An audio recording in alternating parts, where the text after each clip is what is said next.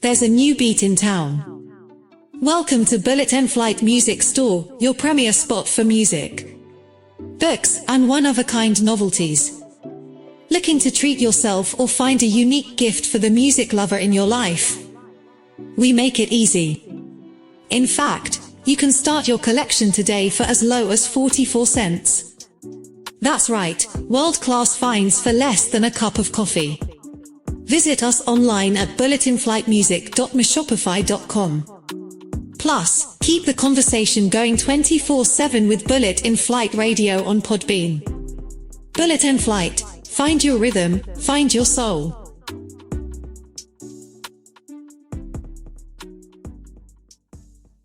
I know you. He's gonna work a miracle in your finances. The Lord is getting ready to make a miracle. Make some noise if you're ready for an increase. An increase in your bank account.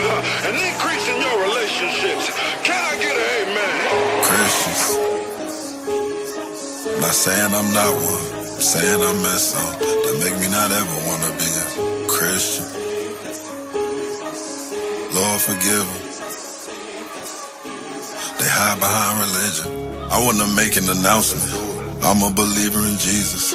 I believe that he died for my sins. I know that he's a redeemer. My problem is people I should've got saved from, but I heard they were saved. But since the beginning, the Christians been using his name for personal gain. So I know that this sound like it's unrelated, but how do we build up Americans? A group of European settlers came across the water, they was terrorists. They burned down the innocent villages, women and children, and made up a narrative. They said that God told them they were supposed to do it. Now let's make the comparison. Nowadays, nobody murder you under religion no more, and it's scarier. They murder your vision of God, and you start thinking maybe the Lord is a character. Cause it seemed like the evilest people I met was the strongest promoters of Jesus. Cause he died to forgive us of all of our sins, so they used that to cope with the demons. I know an atheist that molested his daughters, but he kept a perfect image. Did it for so many years, and then when he got caught, all of a sudden he turned to Christian. It's never too late, but I just find it funny it wasn't one day that he served in prison. About 30 years doing the same shit. Then he found God in 30 minutes. I know this one pastor molested his daughter. The staff of the church keep on saying forgive him. I know this girl that got raped and her mama wish happy birthdays to the person that did it. I know that Jesus forgave us, but some things I struggle to learn how to work on forgiving. I know a mama who cut off her son for religion. What kind of Jehovah she witnessed? This one girl I changed my ways with. Convinced herself that I cheated. She said she had confirmation from the spirit. Stopped picking up calls for no reason. She got romantic with one of my closest homies less than 30 days while I was grieving. He ain't know that I knew he called me. I confronted him and he gon' blame it on Jesus. He said God told me this was my wife. Well, she told me he said I'm her husband. So which one was God? Which one did y'all lie? To be honest, I find it disgusting. And I know a pastor that took a donation and went bought his wife a new Lexus. You know you was supposed to take that and upgrade the facility. Why you finessing? The worst ever Christians, the ones that believe that they talking to God when it's really ambition. Convincing themselves that it's genuine, trying to block out the hidden agendas. And they play on the hearts of the Christian beginners with hallelujahs and they memorize scriptures. Made me gullible cause it was convincing. God, I need you to come fix me. I don't want to give up believing cause I still remember all of the times that you helped me and saved me when I ain't deserve it cause I'm still a sinner. It's just that all of the Christians you sent me that I got to witness, they always pretenders. All of them wicked. And for the life of me, I just don't see why I gotta forgive them. Need you to heal me, God. I know you real. That's why I'm on my knees begging. Isaiah 29, verse 13. I just wish I would've read it. He said they honor me with their lips, but their hearts are far from me. Father, please protect me from Christians. Not saying I'm not one, I'm saying I mess up. That make me not ever wanna be. The power of my might, you don't. I follow God, but I will never ever follow Christians. I'm in the midst. I put the three of you together because he said that a three, can't even get it out, Father. Lord, forgive them. Rebuke me right now, Father. Speak. They hide behind religion. Thank you, Jesus. I can't make that up, bro. You can't make it up because I have been through the same thing.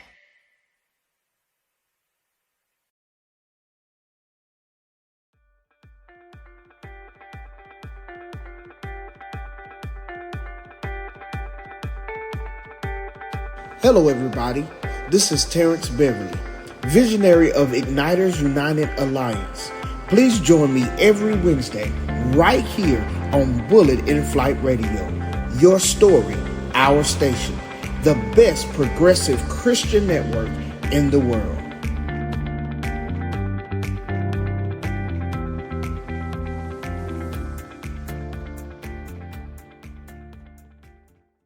In 1986, Creflo Dollar launched his church in a Georgia school cafeteria with just 8 followers. Within a decade, he preached to tens of thousands beneath an $18 million dome, broadcasting his prosperity gospel worldwide.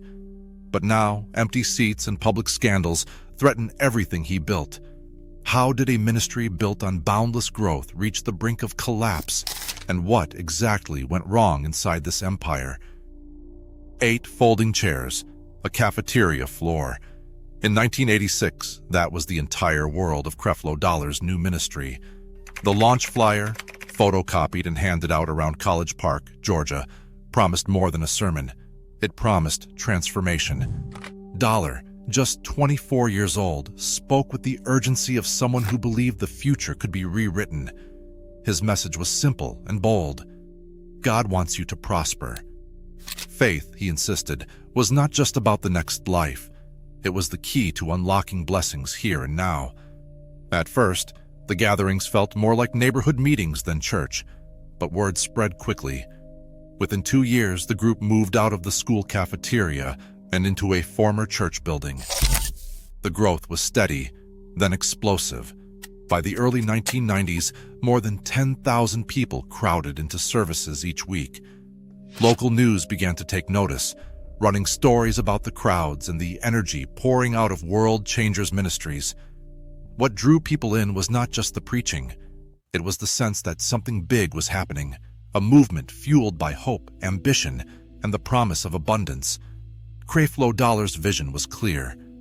Faith could change your life, and this was the place to start. The surge in attendance brought new challenges, but it also opened the door for something even more ambitious. The days of folding chairs were over. The next chapter would demand a sanctuary as bold as the message itself. On Christmas Eve 1995, the doors of the World Dome opened for the first time. 8,500 seats filled a sweeping sanctuary, built at a cost of nearly $20 million. The project was completed without any bank loans, a point Creflo Dollar repeated in interviews and church bulletins. The dome was not just a building. It was a statement, equipped with massive screens, concert-quality sound, and a broadcast infrastructure designed for a global audience. As crowds packed the sanctuary each Sunday, Dollar's reach stretched far beyond College Park. The television program Changing Your World aired across the United States, Europe, Africa, Australia, and the Caribbean, claiming to reach nearly 1 billion homes.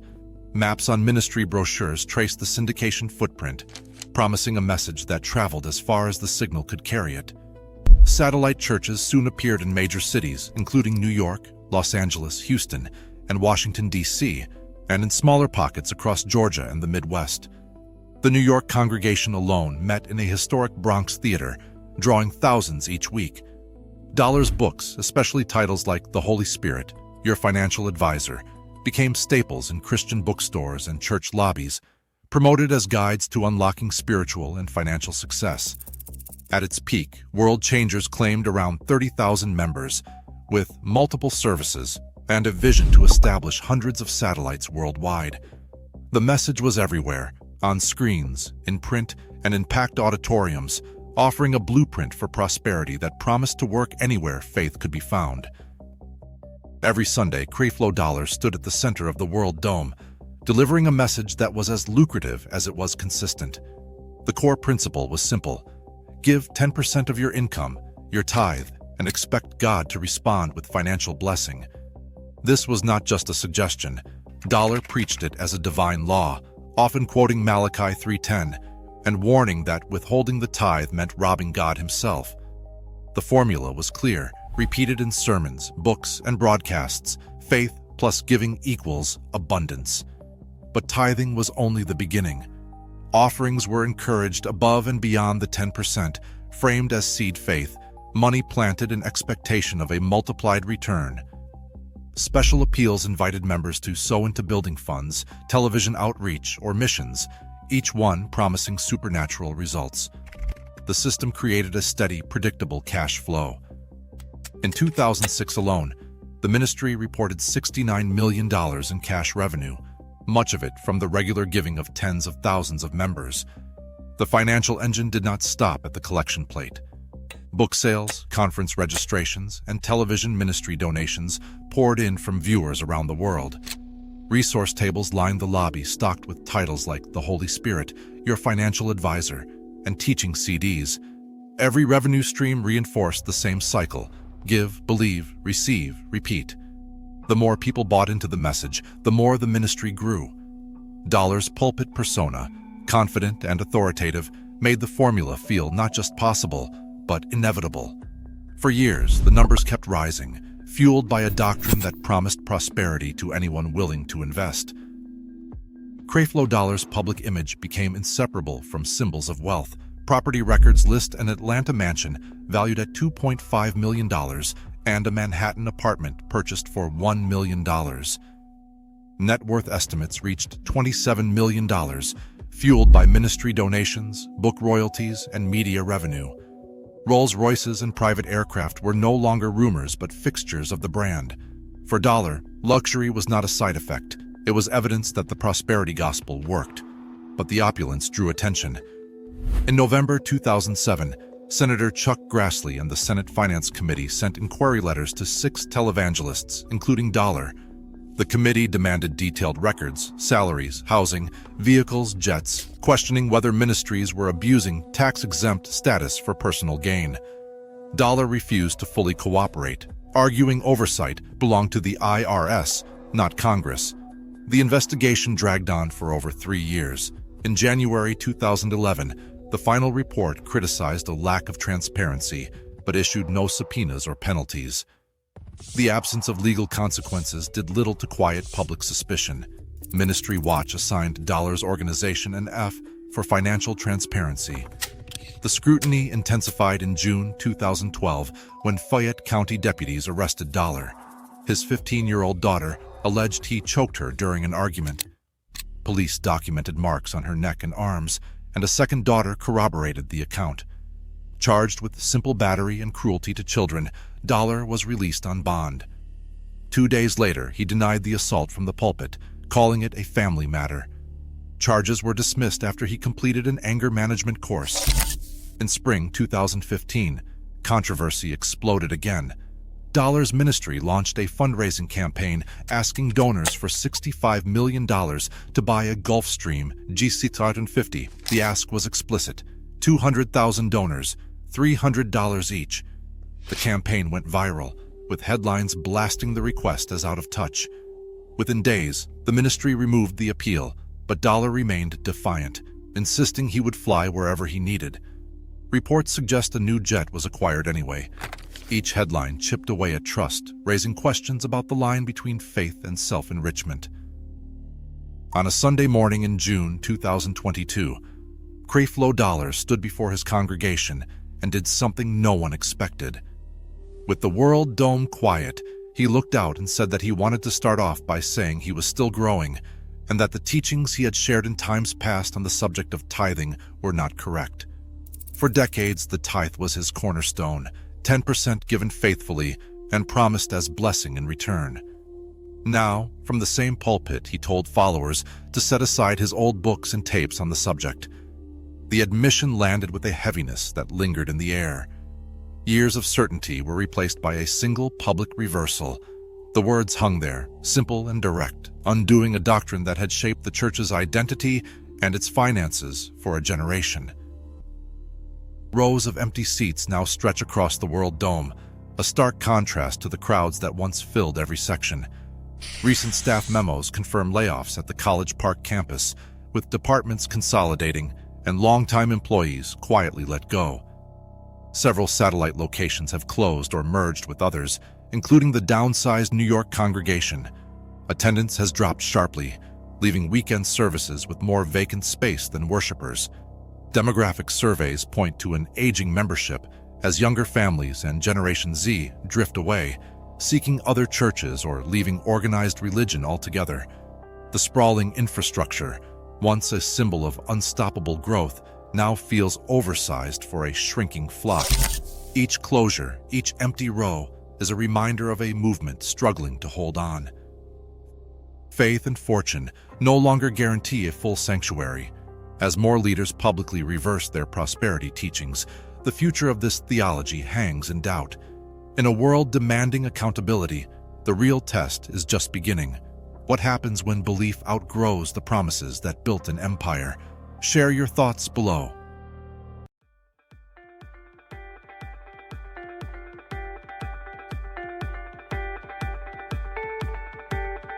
Hello everybody, this is Terrence Beverly, visionary of Igniters United Alliance. Please join me every Wednesday right here on Bullet in Flight Radio. Your story, our station, the best progressive Christian network in the world.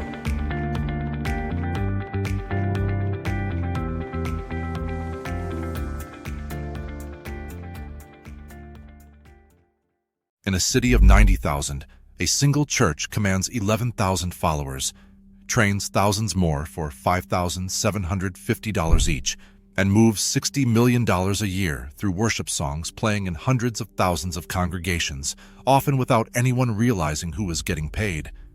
Now, after decades of unchecked growth, Bethel Church's billion-dollar revival machine is crashing into a crisis it cannot pray away. How did an empire built to last begin to unravel?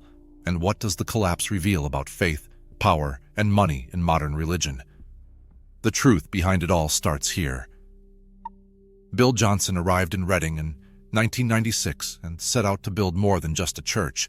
He built a command center for a movement.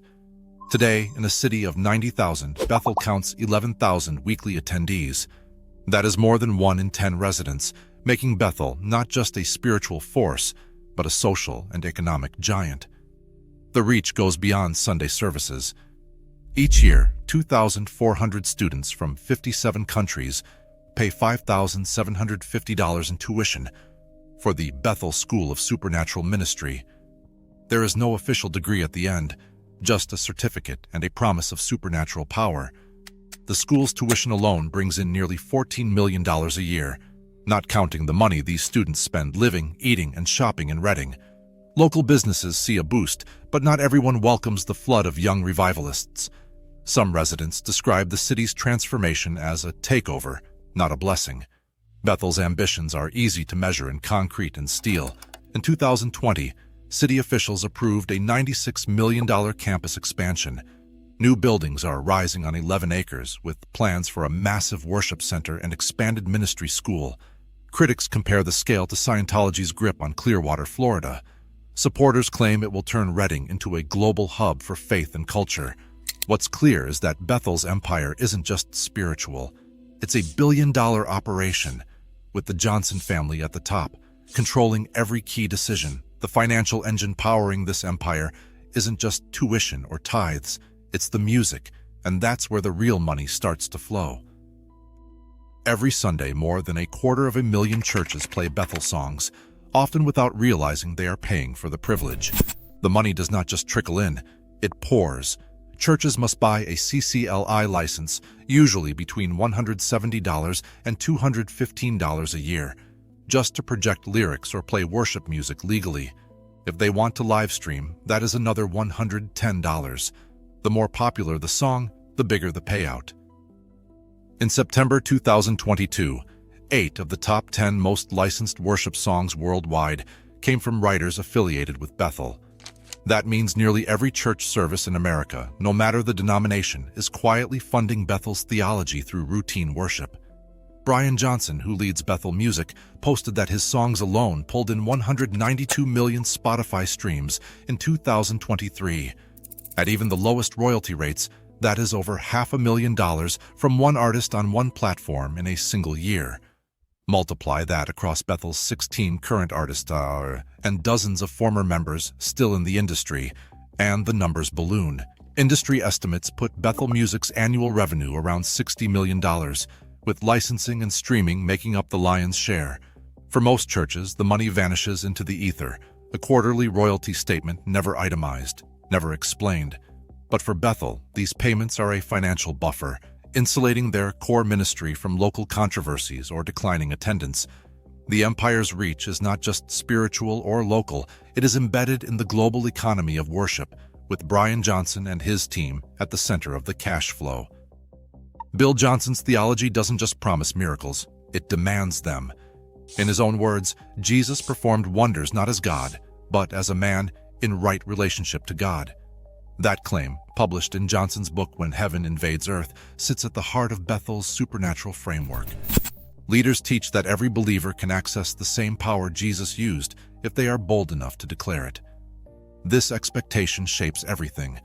Students are trained to prophesy, heal, and even raise the dead, because anything less would mean settling for ordinary faith.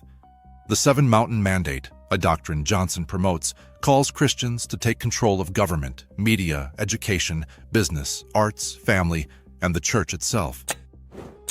Supernatural signs are held up as proof of this authority, including gold dust falling from ceilings, feathers appearing out of thin air, and oil seeping from hands. These events are described as glory clouds, but no independent investigator has ever verified a single case. Critics argue that theology crosses a line, trading biblical tradition for spectacle and power. For Bethel, these signs are not optional. They are the standard by which faith is measured. On December 14, 2019, a 2-year-old named Olive Heiligenthal was declared dead at a local hospital. Her mother, Callie Heiligenthal, a Bethel music singer with a large social media following, immediately began posting calls for resurrection, urging thousands to join her in declaring Olive would come back to life. For 6 days, crowds gathered at Bethel Church, singing, shouting, and making declarations such as, "Come alive, Olive," as pastors led the congregation in what they called faith-filled expectation, not mourning. Callie Heiligenthal's Instagram documented each day, including a post that said, "Day 4 is a really good day for resurrection." Meanwhile, a GoFundMe campaign authorized by Bethel sought $100,000 for the family, despite their comfortable lifestyle, and with no funeral costs at that point.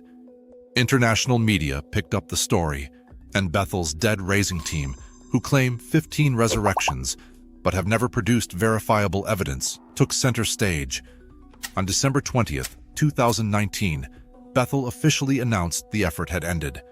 They said Olive has not been raised, the breakthrough we have sought has not come. The public watched as a theology promising miracles collided with a reality that offered none. Benny Johnson, co-founder of Bethel's Healing Rooms, spent years teaching that prayer could cure even the most serious illnesses. In March 2018, she was diagnosed with breast cancer. The church mobilized, launching around-the-clock prayer and urging followers worldwide to declare her healing. By February 2022, the cancer returned, more aggressive than before, affecting her breathing and sleep.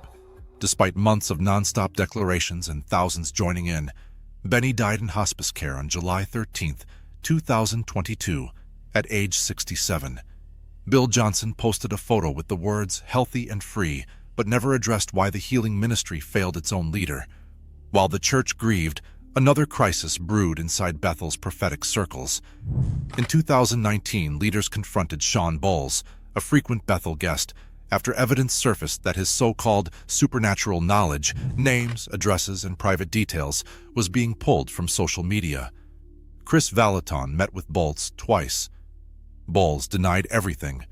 Leaked texts from 2021 show Valaton warning friends not to trust Bowles, but Bethel chose silence and quietly distanced themselves. Only in February 2025, after years of rumors and mounting pressure, did Bethel publicly admit they had stepped back from Bowles. By then, worship leaders were leaving, and August 2024 market charts showed Bethel's music dominance slipping for the first time in years. Requests for comment were sent to Bethel Church's leadership, including Bill Johnson, Brian Johnson, and Chris Valaton, using official email addresses listed on Bethel's website. Each message outlined the specific claims and offered an opportunity to respond or clarify. Follow-up attempts were made over a 2-week period in January, but no replies were received from any spokesperson or legal representative. To ensure accuracy and minimize legal risk, the final script was reviewed by an outside attorney from the firm of Hall & Marks LLP, specializing in media law and defamation. The firm delivered a written opinion confirming all statements and allegations are supported by publicly available sources, published records, or direct documentation. These steps reflect a commitment to fairness and transparency, even when those at the center of the story decline to engage. The investigation draws on a wide range of documents and expert voices. The evidence inventory includes City Council minutes approving Bethel's $96 million campus expansion, CCLAU licensing contracts, and royalty statements confirming music revenue streams. Social media posts from leaders, screenshots of Bethel School of Supernatural Ministry tuition rates, and public GoFundMe records related to the Olive Heiligenthal case are cataloged with time codes for verification. Interview commitments were secured from a former Bethel School of Supernatural Ministry student, a music licensing attorney familiar with CCLI mechanics, and a religious studies scholar specializing in charismatic movements. The interviews provide direct testimony and expert context. Booking confirmations are on file for a Reading city planner and a journalist who covered the 2024 market share decline, and those confirmations are available for review. Each source is logged by date and cross-referenced with published reports, ensuring every claim is traceable to primary evidence or direct testimony. When a billion-dollar church claims supernatural power, but cannot heal its own or verify its miracles, the contradictions become impossible to ignore. Today, more believers are questioning what they are actually funding. In a world craving authenticity, borrowed faith will not survive the spotlight. Tell me your thoughts below.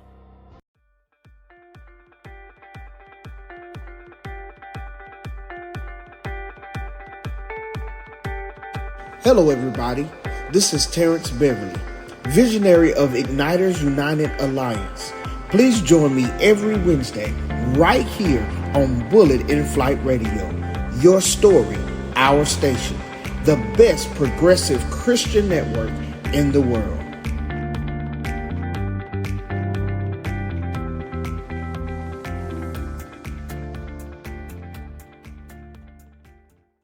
Germany is one of Europe's most secular nations, where only 5% of people attend church.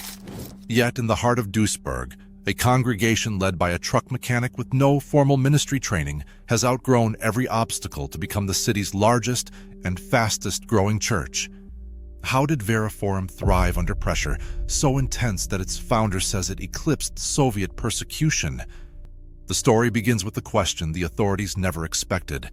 What happens when success itself becomes a crime? In Duisburg, a city shaped by industry and migration, religious life barely registers in the public square. National surveys show that only 5% of Germans attend church services on a regular basis. In a country of over 80 million, that means most sanctuaries stand half empty, and faith communities shrink with each passing year. Against this backdrop, the scale of Vera Forum stands out as an anomaly.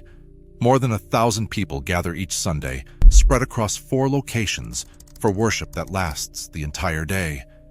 These numbers are not just unusual, they are almost unheard of in modern Germany, where many congregations struggle to fill even a handful of pews. The city of Duisburg itself mirrors the national trend, a diverse post-industrial landscape where religious practice is often seen as a private matter if it is seen at all.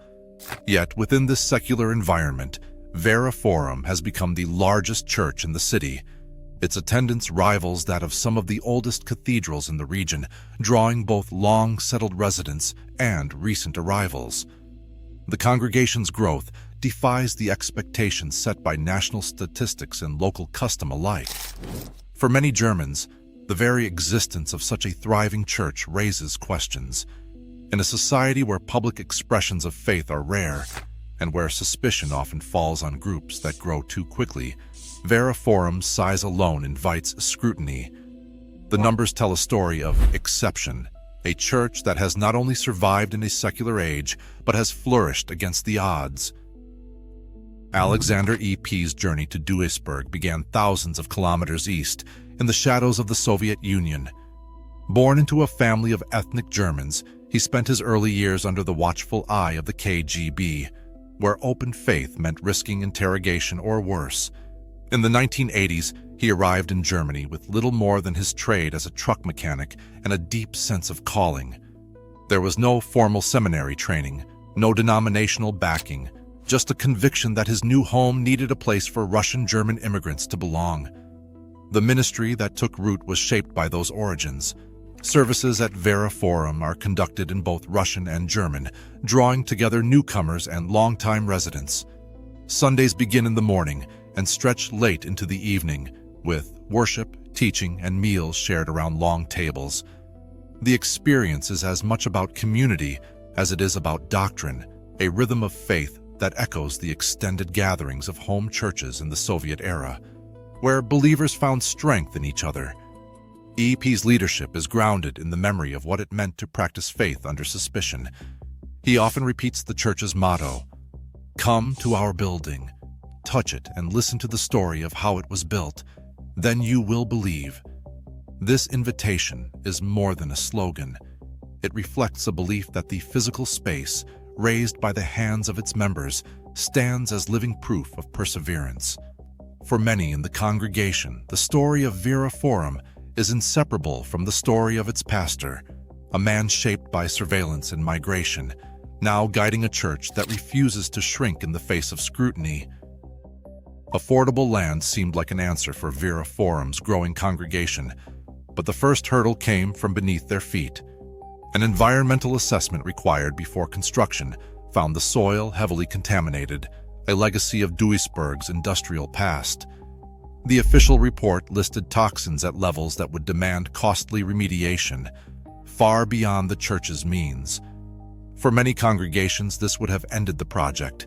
Instead, church members gathered on the property, forming a circle that stretched along the boundary lines. Holding hands, they prayed aloud, asking for the ground itself to be healed. No bulldozers arrived, and no chemicals were poured into the earth. The only intervention was collective prayer. A second environmental company was commissioned to test the soil. This time, the report came back clean. According to the documentation, there were no detectable toxins. The two assessments, conducted by different firms using standard sampling protocols, stood in stark contrast. No remediation took place between tests. The only change was the day the congregation gathered to pray. The church kept both reports side by side as evidence of what they believe happened. For some, the explanation rests in faith. For others, the answer may be in the details of lab work and testing methods. Either way, the story of the soil became a touchstone for how Vera Forum understands its own journey, a collision of faith, science, and the unexplained. The official letter from Duisburg's city office arrived with a single sentence. The building permit for Vera Forum's new sanctuary was denied. No explanation about zoning, no offer to reconsider, just a closed door. For a congregation already used to skepticism, the message was clear: growth would not be welcomed. Church leaders searched for a way forward. They reorganized the community under a tax-free religious status, sidestepping the original permit pathway and opening themselves to even more scrutiny. With legal hurdles cleared, attention turned to financing. Applications went out to every major bank in the region, including Sparkasse and Volksbank, as well as small neighborhood lenders. Each response came back the same. Loans were declined. No loan, no explanation beyond vague references to reputational risk. Stacks of rejection letters began to pile up. With no bank willing to help, the congregation faced a choice: abandon the project or build it themselves. They chose the latter. Over the next several years, church members became carpenters, electricians, and masons. Volunteer logs tracked thousands of hours donated after work and on weekends. Parents brought children to sweep up sawdust, while others hauled bricks and mixed concrete. Progress moved slowly, measured in sweat and shared meals rather than bank transfers. The building rose not from outside investment, but from the hands of those who planned to worship inside. Every beam, every wall carried the mark of a community determined to outlast suspicion. By the time the sanctuary opened its doors, it stood as the product of years of unpaid labor and collective resolve, a physical answer to every letter that said no. Before sunrise, police tactical units arrived at the home of Pastor Alexander E.P. The raid began with explosive charges that tore the front door from its hinges. Masked officers stormed inside with automatic weapons drawn. In the confusion, Alexander E.P. believed his family was under attack. He tried to shield his wife Irina, but an officer struck him with a blow that broke his nose and left his eye bloodied. While he lay on the floor, bleeding and disoriented, he called out, "Jesus, help me." An officer responded, "Jesus is not going to help you."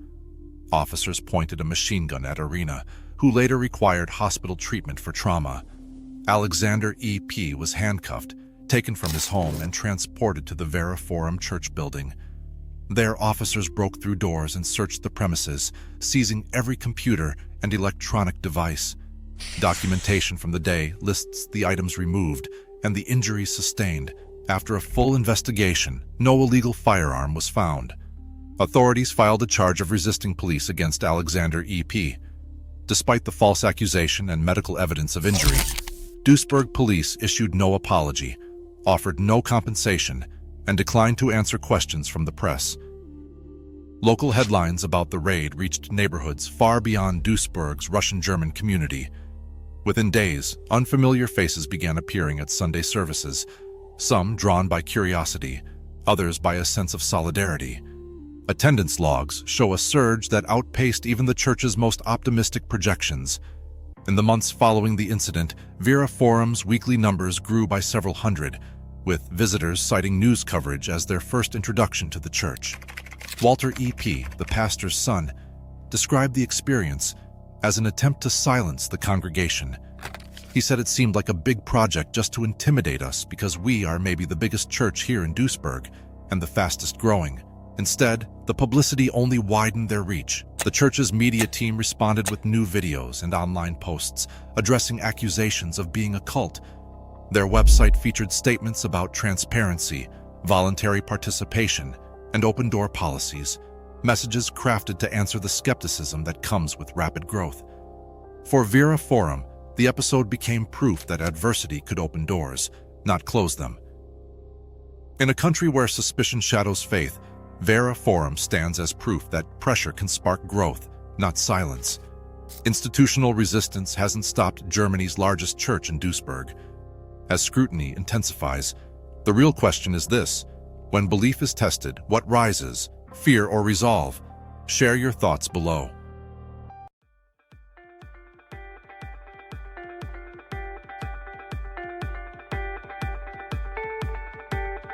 Hello everybody, this is Terrence Beverly, visionary of Igniters United Alliance. Please join me every Wednesday right here on Bullet in Flight Radio. Your story, our station, the best progressive Christian network in the world.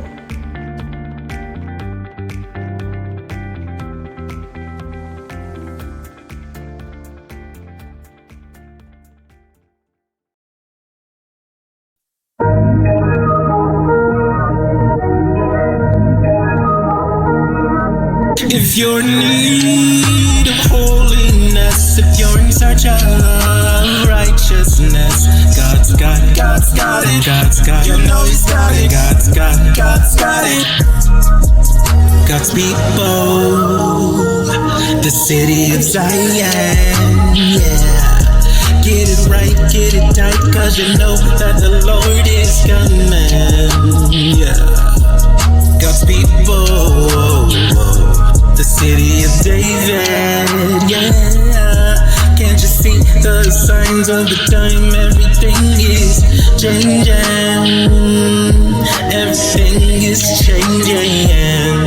If you're in need of holiness, if you're in search of righteousness, God's got it, God's got it, God's got it, you know He's got it, God's got it, God's got it. Earthquakes in various places, yeah. Wildfire, civil unrest, and the increase in homelessness. While the rich are getting richer, yeah. The poor gets poorer, and the hope of this world doesn't bring happiness. It doesn't bring happiness. If you're in need of holiness, if you're in search of righteousness, God's got it, God's got it, God's got it, you know He's got it, God's got it, God's got it. If you're in need of holiness, God's got it, God's got it, God's got it, you know He's got it, God's got it, God's got it. If you're in need of holiness, if you're in search of righteousness, God's got it, God's got it, God's got it, you know He's got it, you know He's got it, God's got it. If you're in need of holiness, God's got it, God's got it, God's got it, you know He's got it, God's got it, God's got it. If you're in need of holiness, God's got it, God's got it, Father's got it, you know He's got it, God's got it, God's got it. If you're in need of holiness, you're in search of righteousness, God's got it, God's got it, God's got it, you know He's got it, you know He got it, God's got it, you know He got it.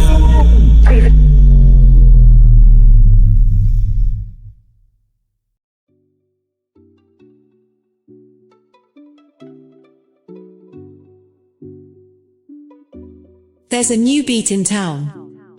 Welcome to Bullet and Flight Music Store, your premier spot for music, books, and one-of-a-kind novelties. Looking to treat yourself or find a unique gift for the music lover in your life? We make it easy. In fact, you can start your collection today for as low as 44 cents. That's right, world-class finds for less than a cup of coffee. Visit us online at bulletinflightmusic.myshopify.com. Plus, keep the conversation going 24/7 with Bullet in Flight Radio on Podbean. Bullet in Flight, find your rhythm, find your soul.